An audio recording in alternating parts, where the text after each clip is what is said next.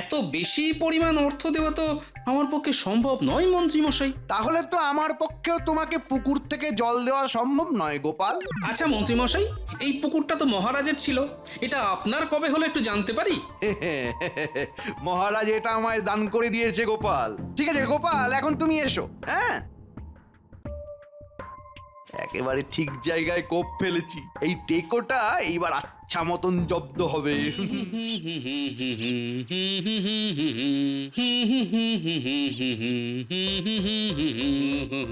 আরে তুমি আবার সকাল সকালই ঝুড়ি ভর্তি শাক কোথা থেকে আনলে?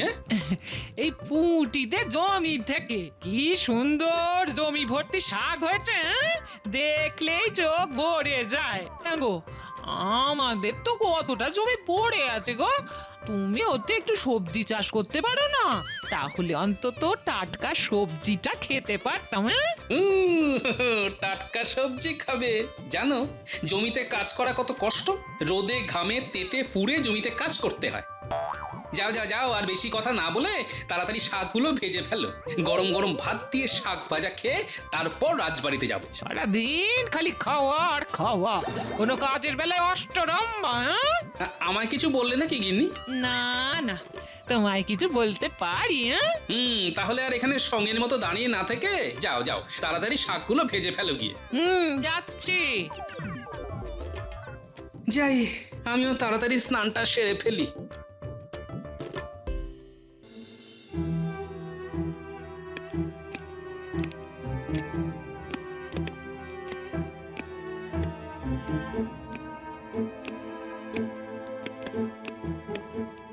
মহারাজ, এই নিন আপনার মৌরি ভেজানো জল। না না, আমি এখন এইসব খাবো না। আরে নিয়ে যাও তো। আজ্ঞে মহারাজ।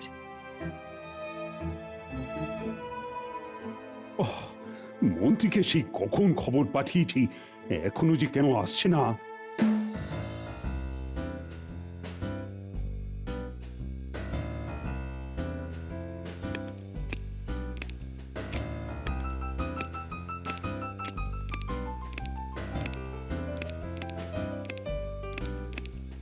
মহারাজ আমাকে ডেকেছেন? এই যে মন্ত্রী, এতক্ষণে তোমার আসার সময় হলো? মানে সকালবেলা তো অনেক কাজ থাকে, সেগুলো সেরে আসতে একটু সময় তো লাগবেই মহারাজ। আচ্ছা ঠিক আছে, এখন কাজের কথায় আসা যাক। আচ্ছা, কোষাগারের অবস্থা দেখেছো? একেবারে শূন্য হয়ে গেছে। আচ্ছা, কি করে এমন হলো আমি তো কিছুই বুঝতে পারছি না। কারণ এই সব কিছুর পিছনে যে আমি কলকাঠি নাড়ছি মহারাজ। কি হলো মন্ত্রী, তুমি কিছু একটা বলো। মানে আমি আর কি বলবো মহারাজ, এটা তো হবারই ছিল। যা অবস্থা দেখছি তাতে যা মনে হচ্ছে কিছুদিনের মধ্যে কৃষ্ণনগরে অর্থাভাব শুরু হয়ে যাবে। কি বলছো মন্ত্রী? এটা হবার ছিল মানে? না না না না, তোমার কথা তো আমি কিছুই বুঝতে পারছি না। দেখুন মহারাজ, আপনাকে বাড়তি খরচ এই মুহূর্তে কমাতেই হবে। বাড়তি খরচ মানে? মহারাজ, আমি হিসেব করে যা দেখেছি, আমাদের রাজকোষের অর্ধেক অর্থ খরচ হয় রাজসভার সদস্যদের বেতন দেওয়ার জন্য। এই অর্থটাকেই আপনাকে সঞ্চয় করতে হবে মহারাজ। এই তুমি যে কি বলছো না মন্ত্রী, আমার মাথায় তো কিছুই ঢুকছে না। একটু ঠান্ডা মাথায় ভাবুন মহারাজ।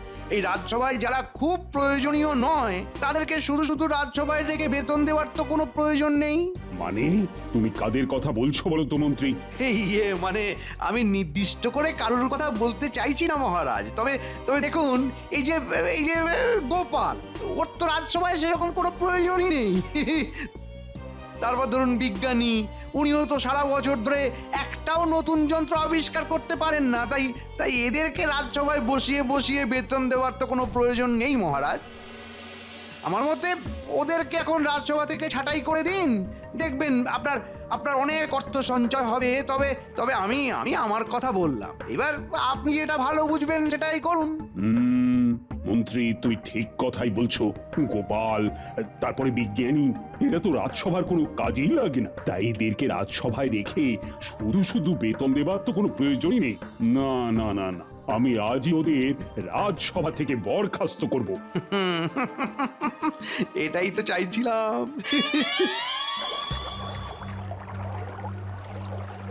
আমার কিছু ঘোষণা রয়েছে, সবাই একটু মন দিয়ে শুনবে। আমাদের কৃষ্ণনগরে অর্থাভাব দেখা দিচ্ছে।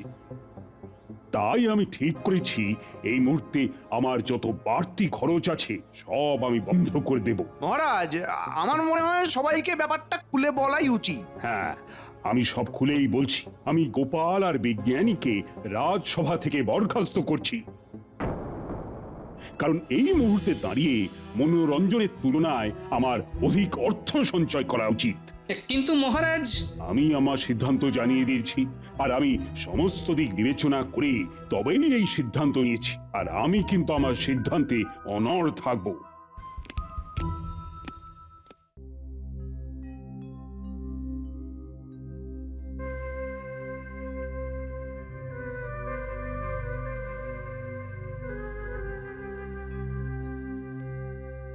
তা হ্যাঁ গো, বলি এত তাড়াতাড়ি ফিরে এলে রাজবাড়ি থেকে, হ্যাঁ? আর তোমাকে যে চুনো মাছ আনতে বলেছিলাম এনেছো? হ্যাঁ, আর চুনো মাছ, এইবার থেকে ভাত আর আলু সেদ্ধ খাবার অভ্যেস করো গিন্নি। ভাত আলু সেদ্ধ? কিন্তু কেন? গিন্নি, আমাকে আর বিজ্ঞানীকে মহারাজ রাজসভা থেকে বরখাস্ত করেছেন। উমা, সে কি কথা? হ্যাঁ গিন্নি, আমি ঠিকই বলছি। কৃষ্ণনগরে নাকি অর্থাভাব দেখা দিয়েছে, তাই মহারাজ আমাদের রাজসভা থেকে বরখাস্ত করে অর্থ সঞ্চয় করবেন। তাহলে আমাদের চলবে কিভাবে? সেটাই তো ভাবছি গিন্নি, কি যে করা যায়। কিছু একটা তো করতে হবে, না হলে সংসার চালাবো কিভাবে? হ্যাঁ গো, আমাদের তো কিছুটা জমি আছে, সেই জমিতে চাষ করলেই তো হয়, অন্তত ভাতের অভাবটা তো আর হবে না। হ্যাঁ, এই কথাটা তুমি মন্দ বলনি গিন্নি। তবে বহুদিন ধরে তো জমিতে চাষাবাদ করা হয় না। জমিটা কি এখনো চাষ করার উপযোগ্য আছে গিন্নি? কাল একবার গিয়ে দেখো না, তারপর না হয় অবস্থা বুঝে ব্যবস্থা নেওয়া যাবে। হ্যাঁ হ্যাঁ, কাল বরং একবার পুটির বাবাকে নিয়ে জমিতে যাব, বুঝলে? তারপর দেখি যদি কিছু করতে পারি।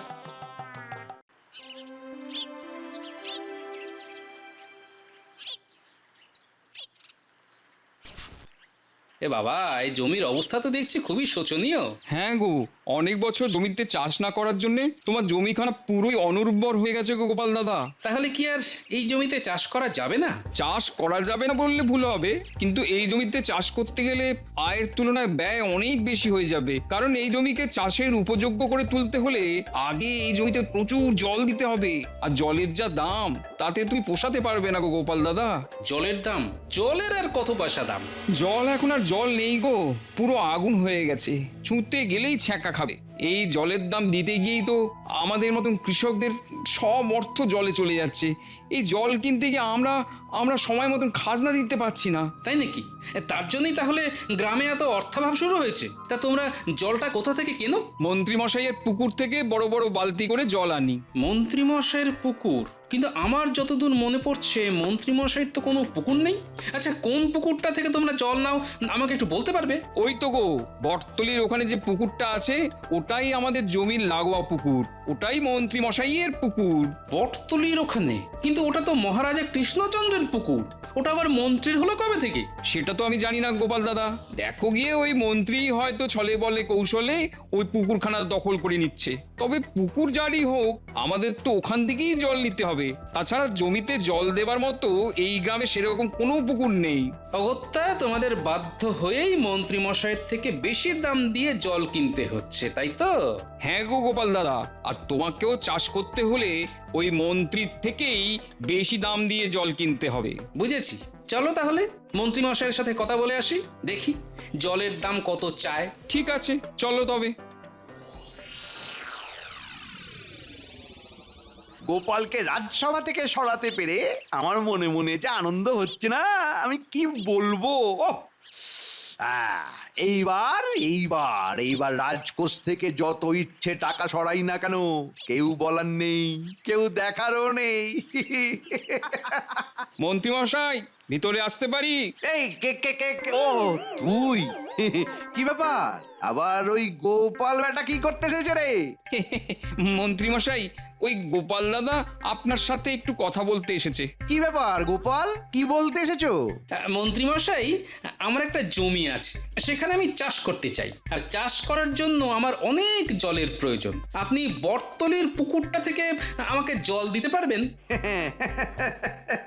কৃষ্ণনগরের ভাঁড় গোপাল চন্দ্র সে করবে চাষ। বাহ বাহ বাহ বাহ বাহ বাহ বাহ বাহ বাহ, ভালো ভালো ভালো, খুব ভালো। হ্যাঁ, সে আমি তোমাকে জল দিতেই পারি, তবে প্রতি 10 বালতি জলের দাম আমার 10 মোহর করে লাগবে গোপাল। 10 মোহর? কিন্তু আপনি তো বাকি কৃষকদের 1 মোহর দিয়ে জল দেন, আমার বেলায় 10 মোহর কেন? আরে ওদের সাথে তোমার তুলনা? ছি ছি ছি ছি। তুমি হলে কৃষ্ণনগর রাজসভার ভাঁড়, থুড়ি বরখাস্ত হওয়া ভাঁড়। ওদের থেকে আর তোমার থেকে যদি আমি একই পরিমাণ অর্থ নিই, তবে তবে ওরা আবার বলবে মন্ত্রীমশাই আমাদের জন্য কিছুই করলেন না। কিন্তু এত বেশি পরিমাণ অর্থ দেওয়া তো আমার পক্ষে সম্ভব নয় মন্ত্রী মশাই। তাহলে তো আমার পক্ষেও তোমাকে পুকুর থেকে জল দেওয়া সম্ভব নয় গোপাল। আচ্ছা মন্ত্রী মশাই, এই পুকুরটা তো মহারাজের ছিল, এটা আপনার কবে হলো একটু জানতে পারি? মহারাজ এটা আমায় দান করে দিয়েছে গোপাল। ঠিক আছে গোপাল, এখন তুমি এসো। হ্যাঁ, একেবারে ঠিক জায়গায় কোপ ফেলেছি। এই টেকোটা এইবার আচ্ছা মতন জব্দ হবে।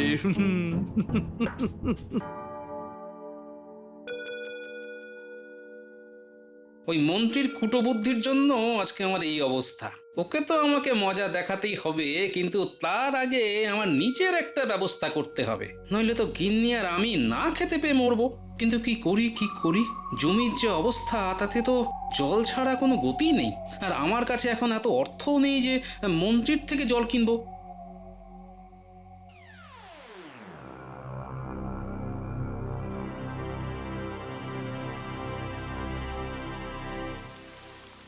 এই গেল গেল গেল গেল গেল, বৃষ্টিতে সব কাপড় ভিজে গেল।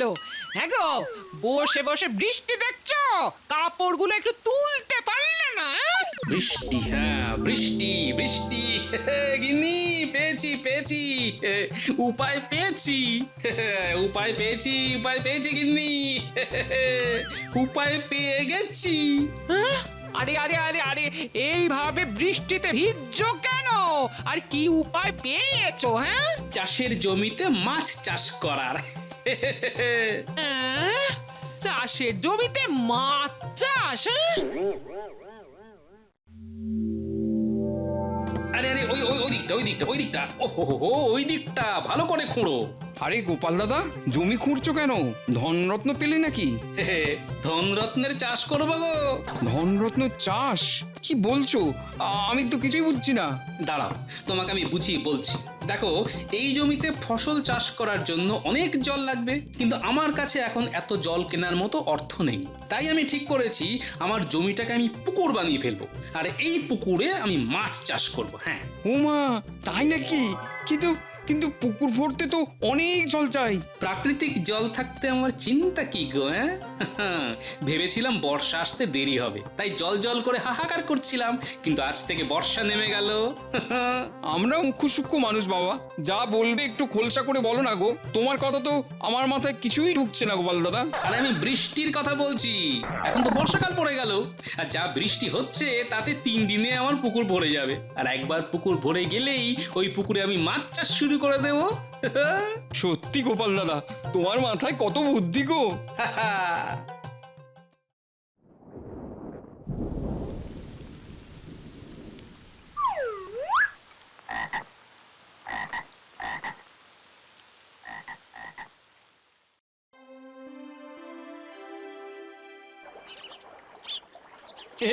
গোপাল দাদা, তোমার পুকুর তো মাত্র 2 দিনের বৃষ্টিতেই পুরো ভরে গেছে। হ্যাঁ রে, আসলে 2 দিন যা বৃষ্টি হলো, না ভরে উপায় কি? হ্যাঁ,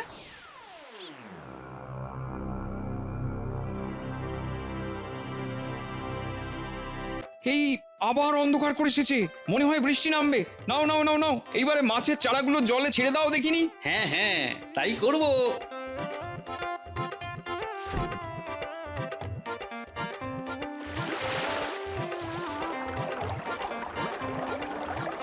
গোপাল দাদা, এই মাছগুলো এক্ষুনি যা লাফাচ্ছে তাতে মনে হচ্ছে আর কিছুদিনের মধ্যেই এরা অনেক বড় বড় হয়ে যাবে। তবে তোমার তো সমস্যা মিটে গেল গোপাল দাদা, কিন্তু আমাদের কি হবে? সেটাই হলো কথা। ওই মন্ত্রীর বিরুদ্ধে কিছু একটা করতেই হবে, যাতে ওই মন্ত্রীর সবার মাথায় বসে ছুরি ঘোরানোটা বন্ধ হয়। কি করা যায় বলো তো গোপাল দাদা? আচ্ছা, তোমরা ওই মন্ত্রীর পুকুর থেকে কিভাবে জল নিতে? আমরা বালতি করে বয়ে বয়ে জল নিয়ে আসি। এত কষ্ট করে বালতি করে জল নিয়ে আসো? এতে তো অনেক কষ্ট। কি করব বলো গোপাল দাদা, আর তো কোনো উপায় নেই। কে বলেছে উপায় নেই? এই গোপাল ঠিক তোমাদের জন্য একটা উপায় বের করে দেবে। তুমি থাকো এখানে, আমি একটু আসছি। কোথায় যাচ্ছ গোপাল দাদা? মন্ত্রীর ষড়যন্ত্রের বাসা ভাঙতে।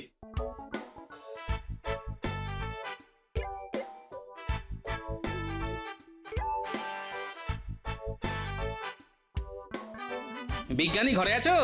আরে গোপাল যে, এসো এসো। তোমার একটা সাহায্য লাগবে বিজ্ঞানী। কি সাহায্য গোপাল? তোমাকে একটা যন্ত্র তৈরি করতে হবে বিজ্ঞানী। যন্ত্র? হ্যাঁ, আমার পুকুর থেকে সবার জমিতে জল দিতে পারি এরকম একটা যন্ত্র। তুমি পারবে এমন একটা যন্ত্র আবিষ্কার করতে? পারবো, তবে কিছুদিন সময় লাগবে। তোমার যত সময় লাগে তুমি নাও বিজ্ঞানী, তবে ওই যন্ত্রটা আবিষ্কার করতেই হবে, যাতে মন্ত্রীর ওই জলের ব্যবসাতে আমি ছাই ঢালতে পারি। হ্যাঁ,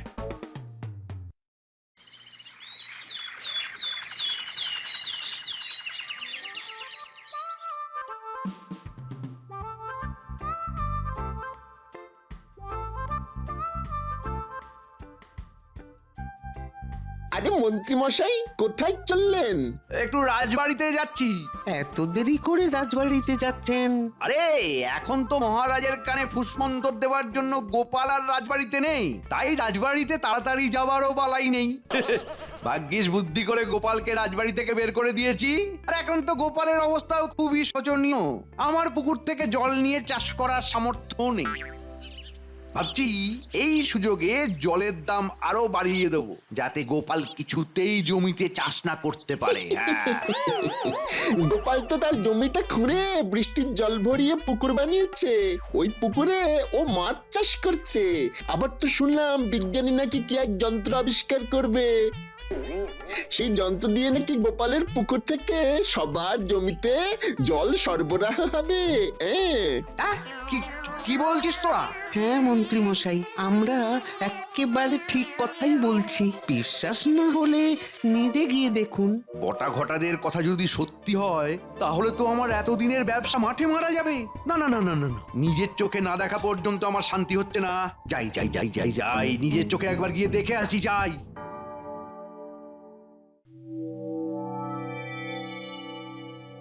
এই গোপাল, এই হলো তোমার সেই যন্ত্র। এটাকে পাম্প মেশিন বলা হয়। মানে বিজ্ঞানী, এই পাম্প মেশিন থেকে জল বের হবে কি করে? এই যে হাতলটা দেখছো, এটা 3 বার ঘুরিয়ে দিলেই এই যন্ত্র চালু হয়ে যাবে আর জল উঠতে শুরু করবে। বাবা বাবা, এটা তো দারুণ ব্যাপার গো গোপাল দাদা। বিজ্ঞানী বাবু, একবার এই যন্ত্রখানা চালু করে দেখান না। হ্যাঁ, নাও গোপাল নাও, এই হাতলখানা জোরে জোরে 3 বার ঘোরাও দেখি। আচ্ছা আচ্ছা আচ্ছা আচ্ছা, এই একবার, এই দুবার, আর এই হলো 3 বার। আরে ওই তো জল পড়ছে। হ্যাঁ, বিজ্ঞানী, জল পড়ছে, জল পড়ছে। এইবারে যন্ত্র থেকে জল সবার জমিতে চলে যাবে গোপাল। সত্যি বিজ্ঞানী, তুমি না থাকলে এটা সম্ভবই হতো না। শোনো তোমরা, এই যন্ত্রের সাহায্যে তোমরা খুব সহজে মাটির নিচ থেকে জল নিজেদের জমিতে দিতে পারবে। আর যদি জমির তলদেশে জল অনেক নিচে থাকে, তাহলে অন্য কারো পুকুরে পাম্পের অর্থাৎ জল নিষ্কাশন যন্ত্রের একটা নল দিয়ে জল টেনে এনে আরেকটা নল দিয়ে বের করার ব্যবস্থাও আছে। ব্যাস, তাহলে তো কোনো সমস্যাই নেই। আমার তো পুকুর আছে, মাছ চাষ হচ্ছে, আর প্রয়োজনে তোমরা জলও নিতে পারবে। এই জন্যই বলে, যার কেউ নেই তার জন্য ওপরওয়ালা আছে। আর গোপাল দাদা, তুমি না থাকলে আমাদের সমস্যার সমাধান হতো না। এইবার ওই মন্ত্রী বুঝবে মানুষ ঠকিয়ে ব্যবসা করলে কি হয়। আরে মন্ত্রী মশাই, আপনি আসুন আসুন আসুন, আমাদের নতুন যন্ত্র দেখে যান।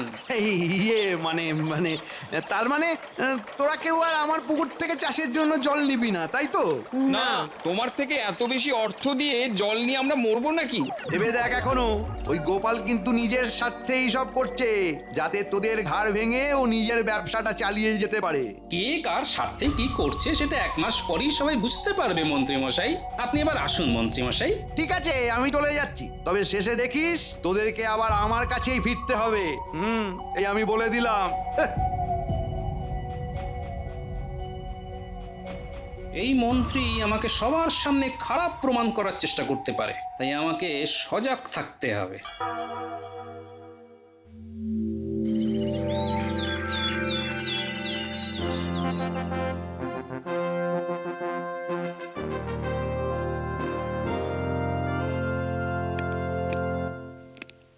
আমার ব্যবসা খেয়ে মন ভরেনি, আবার এখানে চলে এসেছে টেকোটা। আরে গোপাল, তুমি? হ্যাঁ মহারাজ, এই নিন আমাদের সবার খাজনা, যা এতদিন অভাবের কারণে সবাই দিতে পারেনি। হ্যাঁ, সে ঠিক আছে, কিন্তু তোমরা এতদিন সবাই খাজনা দাওনি কেন? তোমাদের কারণেই তো কৃষ্ণনগরে এত অর্থাভাব দেখা দিয়েছিল। কোথা থেকে দেবো মহারাজ? মন্ত্রী মশাই তো আমাদের থেকে জলের দাম বেশি বেশি করে নিয়ে আমাদের পুরো পথে বসিয়ে দিয়েছিলেন। এই গোপাল দাদা আমাদের বাঁচিয়েছে। কি ব্যাপার গোপাল, কি হয়েছে? আমি তো কিছুই বুঝতে পারছি না। আমি আপনাকে সব বুঝিয়ে বলছি মহারাজ। ওই তো গো, বটতলির ওখানে যে পুকুরটা আছে, ওটাই আমাদের জমির লাগোয়া পুকুর, ওটাই মন্ত্রী মশাইয়ের পুকুর। বটতলির ওখানে? কিন্তু ওটা তো মহারাজা কৃষ্ণচন্দ্রের পুকুর। তবে পুকুর যারই হোক, আমাদের তো ওখান থেকেই জল নিতে হবে। অগত্যা তোমাদের বাধ্য হয়েই মন্ত্রী মশাইয়ের থেকে বেশি দাম দিয়ে জল কিনতে হচ্ছে, তাই তো? এই মন্ত্রী গোপালকে ঠিক বলছে? মানে মহারাজ, আমাকে ক্ষমা করে দিন মহারাজ, আমার ভুল হয়ে গেছে, আমি আর এই ভুল করব না মহারাজ, এই ভুল করব না আমি। অনেক হয়েছে, আর নয়, এইবার তোমাকে আমি শুলে চড়াবো। না না মহারাজ এরকম করবেন না, আমাকে ক্ষমা করে দিন, আমি কথা দিচ্ছি এই ভুল আর হবে না মহারাজ, আমি আপনার পুকুর আপনাকে ফেরত দিয়ে দেব মহারাজ। ক্ষমা করতে পারি, তবে একটাই শর্তে।